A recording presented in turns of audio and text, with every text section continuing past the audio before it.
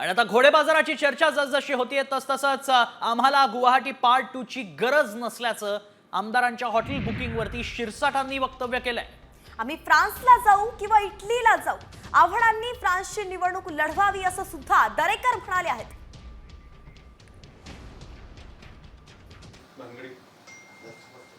आम्हाला गुवाहाटी पार्ट 2 करायची आवश्यकता नाही। आम्ही आता दुसरा एखादा प्रदेश पाहू, त्याची चिंता तुम्ही करू नका। भारत भ्रमण आम्हाला करायची हौस आहे, आमचा देश आहे, आम्ही कुठं जाऊ कुठं राहू याची चिंता करण्यापेक्षा माहिती सत्ता येईल याचं आम्हाला त्याला आम्ही प्राधान्याने पाहतो। आम्ही फ्रान्सला जाऊ, फ्रान्सला जाऊ, इटली, स्वित्झर्लंड, काही जण पळून पण आले, ते तिथनं पळता येणार नाही म्हणून तर चाललो।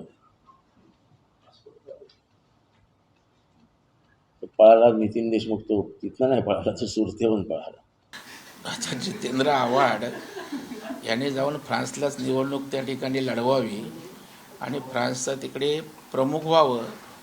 मला वाटतं काहीतरी आपलं बोलायचं म्हणून या ठिकाणी बोलतायत। निवडणुकीवर बोललं पाहिजे, नीट त्याचं आकलन विश्लेषण केलं पाहिजे। आता फ्रान्सचा आणि इथला काय संबंध आहे?